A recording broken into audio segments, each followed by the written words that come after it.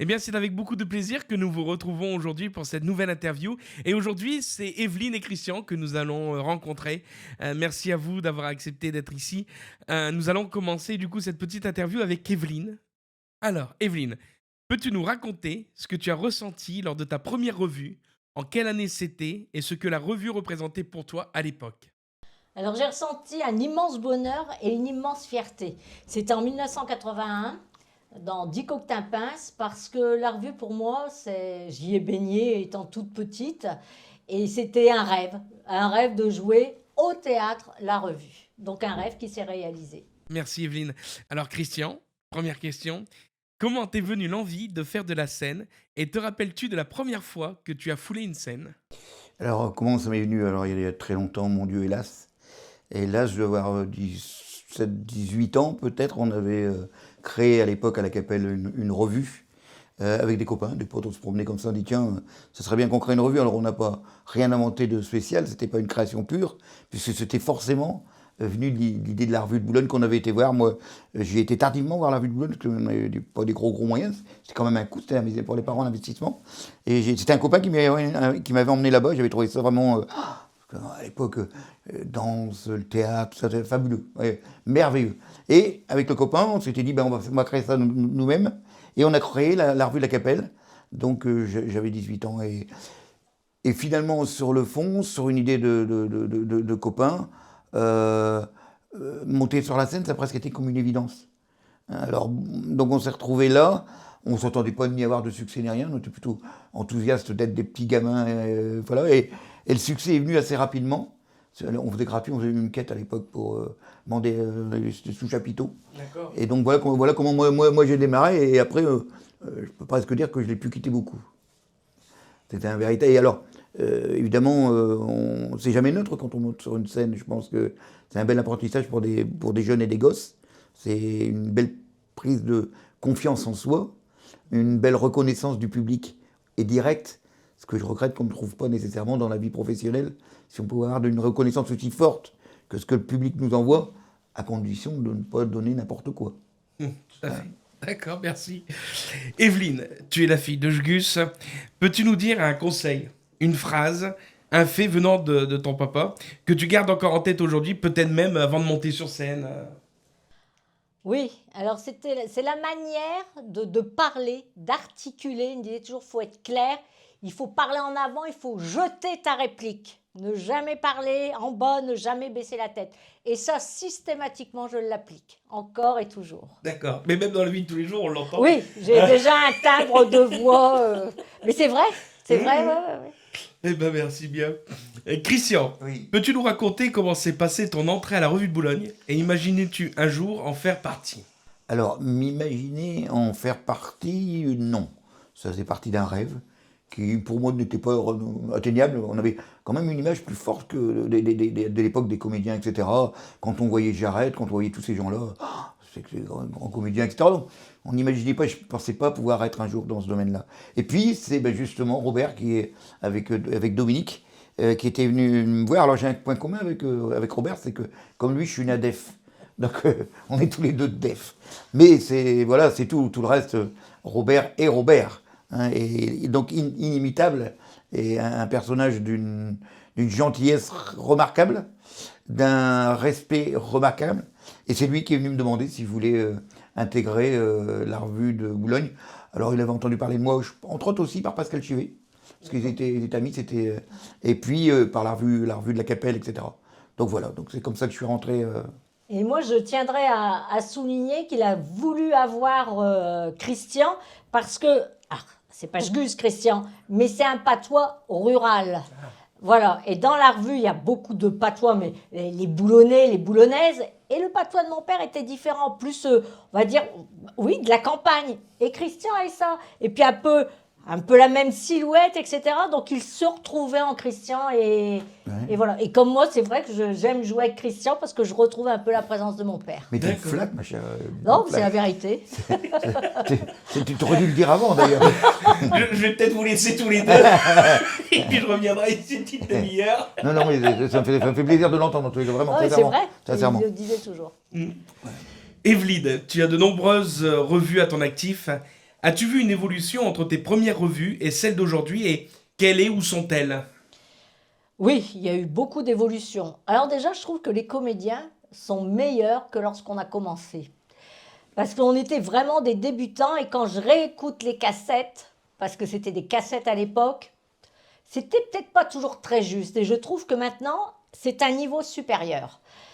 Et puis, ça a évolué forcément parce que les gens, quelquefois, nous disent: Ah, c'est plus les revues d'avant. Mais forcément que ce ne sont plus les revues d'avant. Ce ne sont plus les marailleurs, on ne les connaît plus. Ce sont des sociétés. Les commerçants, on ne les connaît plus. Il n'y a plus de Briden, il n'y a plus de Fagot. Donc, il faut évoluer. Sinon, si on n'avait pas évolué, la revue n'existerait plus. Christian, tu es une figure emblématique de la scène locale, artiste de la revue de la Capelle, fondateur de la troupe Sylvie & Co, comédien de la revue boulonnaise. Depuis des dizaines d'années, tu milites et agis pour la sauvegarde de notre langue. Qu'est-ce que tu voudrais faire passer comme message et qu'on retienne dans ton implication pour notre langue? Ah, le message, il est là, tu vois.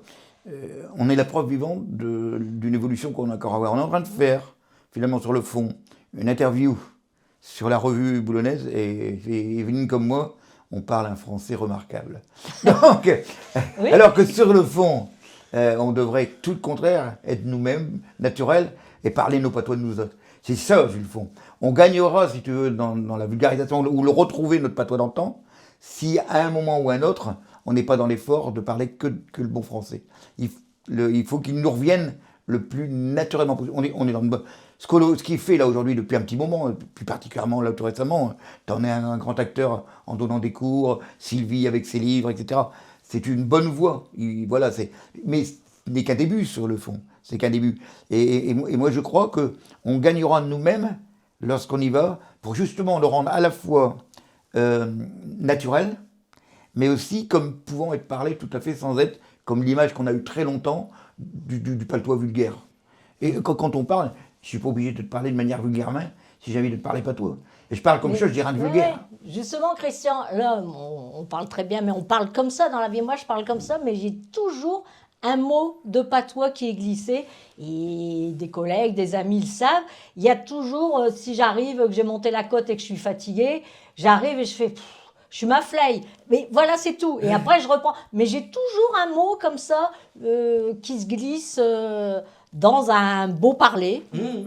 Mais oui, surtout pas de vulgarité. Il ne faut pas confondre patois et vulgarité. Ça, je l'ai toujours dit et je me battrai toujours pour ça. Et donc, ça passe aussi, je pense, probablement, on en a déjà parlé entre nous, mais effectivement, peut-être par des panneaux en patois boulonnais et autres. Pourquoi pas, les Bretons, c'est comme ça qu'ils ont aussi maintenu leur langue bretonne. Hein, on parlait maintenant, dans l'enseignement, ben forcément c'est un passage qui fait qu'on va perdurer notre langue. Si les gamins, au départ, ils ont une partie de leur cours qui est donnée ou fait en patois, où on leur dit, on est tout à fait l'inverse de ce qu'on faisait à un moment donné. C'est-à-dire que si tu parles patois, je te fous une claque, ben, qu'on fait tout l'inverse. Écoute, oui, ça me fait plaisir, je retrouve mes racines, que j'entends, que ça me fait plaisir de t'entendre parler comme ça, de me lire un poème en patois. Je retrouve tout ce que j'avais dans le temps, quel plaisir, quel bonheur. Voilà. Alors, je pense qu'on aura gagné. C'est ça l'évolution un peu dans le système, je pense. Evelyne, peux-tu nous raconter une anecdote sur une revue qui t'a marqué, ému, ou dans laquelle tu as eu un fou rire mémorable? Allez, je te laisse même en citer 2, si tu as envie, peut-être 3. Des fous rires, j'arrive à bien me contenir. Alors là, parce que j'ai eu vraiment des copains comédiens comme Jean-Pierre Gournay, etc., qui faisaient tout du côté des coulisses pour nous faire rire, et j'ai toujours tenu. Non, des moments mémorables, une fois mon père qui a perdu son kilt, c'est des petites anecdotes comme ça, et puis après des moments beaucoup plus tristes, avec des personnes malades, après le départ de Jean Jarret, son décès, etc. Donc c'est un mélange de bonheur et aussi de souvenirs malheureux. Ouais, il y a une ambiance comme ça qui plane. C'est ce que je discutais parce qu'on a Fabrice et son frère Christophe qui sont venus faire une interview aussi. Et ils parlaient, quand je leur demandais une anecdote, ils disaient on peut pas t'en donner une, en fait, c'est une ambiance, c'est une odeur, c'est un son, c'est... Il y a quelque chose... De toute façon, lorsqu'on entre dans le théâtre, c'est déjà un lieu à part et il y a tout ça autour de nous. Christian, qu'est-ce que la revue de Boulogne représente pour toi? Oula, alors la revue de Boulogne, d'abord un grand moment de bonheur. Hein, participer, d'y être, c'est un grand moment de bonheur. Un grand moment de bonheur qui va avec le succès qu'elle apporte et qu'elle amène. Quand on y va et qu'on a des salles qui sont combles et pleines, bon, c'est celui qui dit qu'il n'est pas heureux de ça, même si au départ, quand on arrive, on a tous le trac, etc. Et c'est normal, et c'est très bien comme ça, hein, on l'a tous. Qu'est-ce qu'elle m'amène? Elle m'amène aussi une ambiance. Moi, je n'aurais pas pu faire, par exemple, de one-man show. Me retrouve ce que Robert faisait, par exemple, moi, j'aurais pas su faire. J'ai besoin d'être entouré, j'ai besoin d'être avec un collectif. Ça a été vrai pour le sport, pour moi, ce qui me concerne, mais c'est vrai aussi pour le théâtre. J'aime quand on est l'esprit de troupe, d'équipe, qu'on est, voilà, on est ensemble. Et d'ailleurs, on ne joue pas nécessairement pour soi, on joue pour le résultat et la collectivité et ce qu'elle donne à tout le monde. Alors c'est ce qui me plaît, moi, très fort dans l'idée de la revue. Même si c'est tous les 2 ans, ce qui concerne la revue. Nous sur la troupe, c'est beaucoup plus souvent, mais c'est cet esprit-là que moi tout seul, j'aurais pas... Non, je ne pense pas que j'aurais trouvé un plaisir autant que celui-là. Alors que moi, j'aime bien me retrouver seule en scène. Alors c'est peut-être un petit peu de mon père, parce que je trouve qu'on a vraiment le public entre les mains. Il n'y a pas à dire, il faut y aller. C'est un autre rapport. C'est un autre rapport. Oui, mais avec les collègues, c'est des échanges et surtout laisser les effets. Alors ça aussi, c'était mon père qui disait, ne jamais gâcher un effet à un camarade, etc. Parce qu'on apporte tous quelque chose dans la rue. On a tous un rôle et les gens viennent tous nous voir. Voilà. Et on est d'accord, hein, ce que je voulais dire par là, que dans le cadre du spectacle lui-même, avoir une intervention, effectivement que c'est fort de te retrouver seul, mais c'est dans le collectif. C'est une partie du collectif. À un moment donné, on va les déclamer et on est seul face au public, on reçoit tout seul. C'est fort aussi, on est bien d'accord. Mais faire des spectacles où j'aurais été seul, ça je savais pas. Moi, il faut derrière un collectif, quoi. Voilà. Et puis bon, attention, c'est quand même pas n'importe quel spectacle. On l'a dit, la revue de Boulogne, c'est une institution, on le dit tout le temps. Mais c'est vrai, ça a plus de 100 ans, je veux dire, c'est pas comme ça. Des musiciens, des danseurs. C'est un ensemble, c'est un spectacle complet. C'est un spectacle à part entière. Et complet. Hein, on peut parler des décors, tous les machinaux, etc. C'est vraiment une belle équipe, c'est un spectacle complet et à Boulogne. Il n'y en a plus beaucoup qui le font, ce genre de trucs-là. Il y en a plus beaucoup. On a sur Hasbrook, mais sur le fond, il n'y en a pas tant que ça qui font ce genre de spectacle. Alors pouvoir y participer et être intégré à la troupe, ça peut être que du bonheur. C'est du bonheur. C'est vrai que c'est sur un mois. Oui. Donc, je veux dire, ça crée aussi le lien où pendant un mois, on vit quasiment... Et puis les répétitions avant, donc voilà, on partage oui. vraiment plein de choses. Oui, tout à fait. Evelyne, encore aujourd'hui, quand on parle de la revue, dans le cœur des spectateurs résonnent encore les noms de Jgus, Jarret, Potvin, Valette. Toi qui as connu de nombreux artistes de la revue, qu'est-ce que tu as appris d'eux et que pourrais-tu transmettre aux nouvelles générations, aux nouvelles recrues? Ils étaient naturels. Ils jouaient... leurs personnages, alors ils étaient tous différents. Ceux que j'ai vraiment le plus approchés, c'est Jean et mon père. Mais je voyais les 3 Grâces à l'époque, hein, Pierre Potvin, Félix Valette et Jean. Ils étaient naturels, ils jouaient spontanément. Et c'est ça, il ne faut pas se mettre il faut être naturel sur scène. Et les gens le ressentent. On communique mieux et il s'adressait aux gens. Et Jean Jarret était, alors plus que mon père, était à la scène comme à la ville, c'est-à-dire il parlait aux gens, et Pierre Potvin aussi, Félix aussi. Ils étaient reconnus dans la rue. Ça faisait partie des Boulonnais, comme nous, on fait partie aussi des Boulonnais, parce que là, les gens commencent déjà à me dire, alors, quand est-ce qu'on va pouvoir prendre nos places? Donc, ils attendent la revue. Christian, oui. Comment te prépares-tu avant de monter sur scène? Est-ce que tu as un rituel? Est-ce que tu as un rituel? Et quel conseil donnerais-tu aux nouvelles recrues qui souhaiteraient suivre tes pas? Il fait 5 tours de stade déjà avant de commencer. Alors déjà, je ne me permettrai pas de donner un conseil en la matière à quelqu'un, parce que est-ce qu'il y en a des conseils, le plus gros des conseils qu'elle vient elle vient de le donner, Evelyne, c'est d'être soi-même. Donc on a tous des réactions différentes par rapport à une entrée en scène. Si on parle du jeu d'interprétation, on peut donner des petits conseils, ça oui, mais ça se limitera à ce que l'on peut donner, parce que j'ai plutôt, moi, pas prétention, comme le dit mon ami Chivet, pas nécessairement être un comédien ou un acteur, mais un personnage. Et un personnage, ça reprend ce que dit exactement Evelyne, c'est-à-dire qu'on est soi-même, et voilà, quoi. Donc On n'est pas en train de chercher à faire des envolées ou des choses comme ça. Ceci dit, c'est pas une critique quand je vous le dis comme ça. Le métier d'acteur, c'est un métier. Comédien, c'est un métier. Et ça s'apprend, etc. Moi, je l'ai appris en étant sur le terrain. Donc, donner des conseils pour une entrée en scène, non, si ce n'est de se concentrer. Et moi, si j'ai un rituel, oui, ça pourrait être celui-là. C'est que je ne rentre jamais en scène sans avoir préalablement refait mes 2, 3, 4 premières phrases avant d'y rentrer. Pour me sentir stable. Ça y est, je les ai, ça va, je suis bien. Par contre, je préciserai quand même, si jamais, quand tu le fais, ce rituel-là, qu'il t'en manque une, ça pourrait te déstabiliser. Voilà. Donc, voilà, mais moi, c'est un peu mon rituel. Sinon, après, c'est une tradition, hein, l'entracte, c'est mon petit verre de vin avec mon petit saucisson, avec mon grand copain. Voilà. Mais mon grand copain n'est plus dans ma loge maintenant. Alors, je vais peut-être le faire avec ma petite Non, copine. compte pas sur moi pour le vin et saucisson. Tu vois comment elle est. Mais Bon, comme lui, la concentration. Oui, Moi, voilà, c'est ça, oui. j'aime pas qu'on m'embête avant. Ouais. Il faut se mettre dans la peau du personnage, rentrer dans le sketch. Et moi, j'ai besoin d'y entrer avant. Faut pas me parler. D'ailleurs, si on me parle ou qu'on me raconte une blague, je vais être désagréable. Je sais très bien le faire. Ah oui, ah oui. Je confirme. Parce que j'ai besoin de... Voilà. Maintenant, oui, tu confirmes. maintenant peut l'être. Mais oui, donc je suis à la scène comme à la ville, Oui. comme ça. Oui, Voilà. oui, mais t'as des côtés tellement charmants. Aussi. Voilà. Mais aussi parfois... Ah oui, aussi Ah, mais parfois. aussi, je me connais. Elle est aussi parfois. Elle est aussi parfois maintenant. Bon, donc un appel est lancé si quelqu'un veut partager le vin et le saucisson à l'entracte avec toi. Voilà. Alors, on aura compris. Voilà.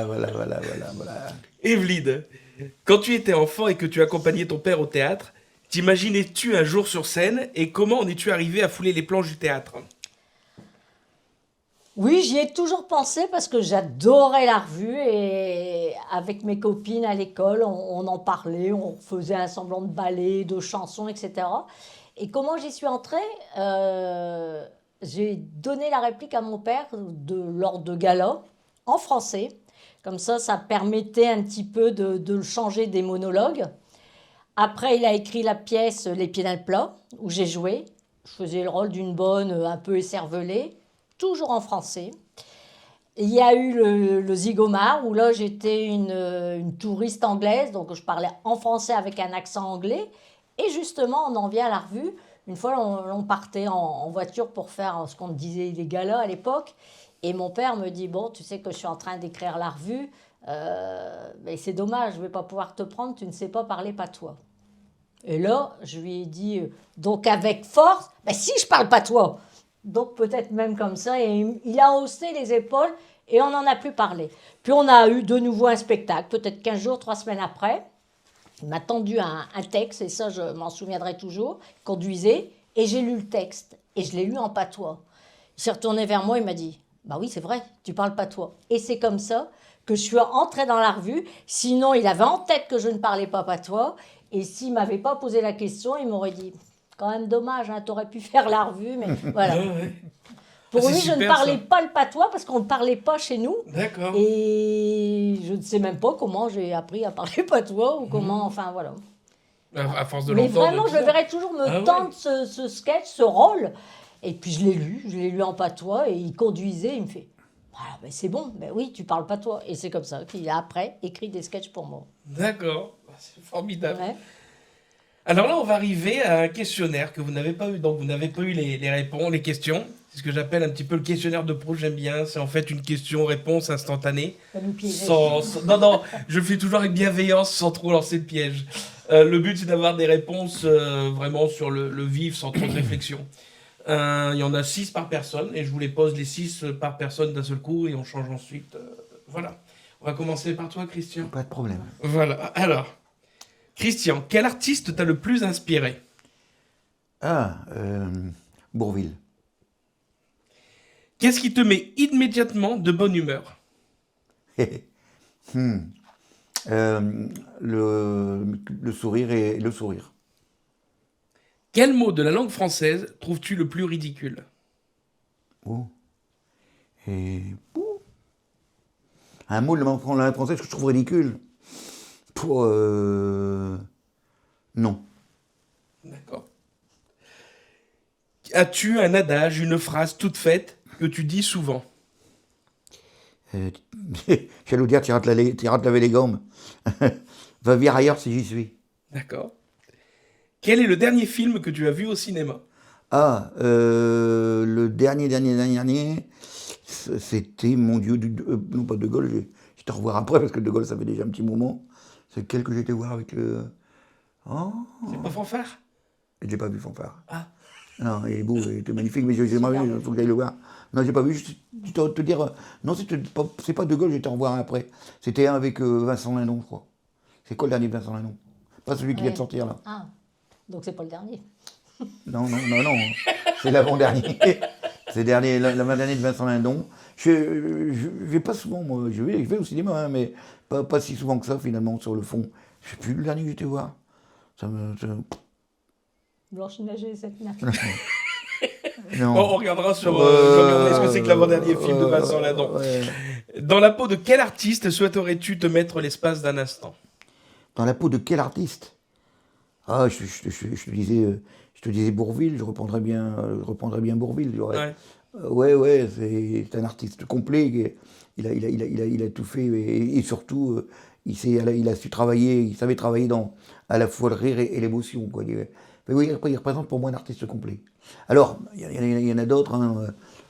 J'aurais aimé les Têtes de Vos aussi. Hein. De Vos, parce que lui, en plus, il y avait la musique pour lui. Oui. Mais bon, Bourvil chantait bien. Et il jouait très bien de l'accordéon aussi. Oui, aussi. Hein? Donc voilà, donc des artistes complets, quoi. D'accord. Hein, voilà. Merci. Mais c'est moi. Maintenant, Evelyne, ça va être ton tour. Bon, les questions ne sont pas les mêmes. Je te voyais réfléchir et je dis ça ne sert pas à grand-chose. Alors, quelle est ta phobie ou ta plus grande peur? Être enfermé. Je ne prends rarement les ascenseurs. Oui, être enfermé, ne pas pouvoir sortir. D'accord. Quel objet emmènerais-tu sur une île déserte? Mon chien. Ah, si c'est un objet, un livre. Lequel? Un livre, D'accord. peu importe. Mais j'aime beaucoup lire. D'accord. Si on te donnait la possibilité de revivre un moment de ta vie, lequel serait-il? Oh. J'ai eu plein de bons moments dans ma vie. J'ai pas de moment particulier qui m'ont, on va dire la naissance de mes enfants, etc. Mais j'ai peut-être pas vraiment un moment qui me vient à l'esprit plus fort que d'autres. Qu'est-ce qui peut facilement te mettre en colère? Oh, plein de choses. Parce que, comme je disais, je démarre au quart de tour. Tu t'es mis déjà en colère? Oui, voilà, je me mets déjà en colère comme ça. Rien que poser la question. Les questions bêtes, Oui, déjà. quelquefois, il y a des choses qui m'agacent. Je m'agace facilement, je le reconnais. Donc, mais c'est pas une colère. Si la colère, si on parle du théâtre, les gens qui parlent ou qui arrivent en retard, des choses comme ça me met en colère. Comme si nous aussi, nous n'étions pas à l'heure. Alors ça, il y a des choses comme ça que je suis intransigeante. On doit être à l'heure, c'est le respect du public. Et les gens qui font déranger les personnes, parce que ces choses-là m'agacent et on voit, ou alors les gens qui parlent, on voit mon œil noir. Et oui, ça me met en colère. Quel mot choisirais-tu pour te définir? Oh, vivante. Et enfin, dernière question, quelle cause défends-tu au quotidien? Alors, la cause animale. Bon, je dirais la cause animale. Boyer de Bardot de Boulogne. Et ben en tout cas, merci à vous deux de vous être prêtés au jeu. C'était un très bon moment. J'ai pu vous découvrir sous d'autres angles. Et en tout cas, merci à vous. Merci. Et puis au plaisir de vous Merci à toi, retrouver sur la Denis. prochaine revue. Parfaitement, on va préparer, on va travailler. Oui, parce que j'allais répondre, moi, Jacqueline Maillan. Je dis si j'ai les mêmes questions. En tout cas, merci à vous.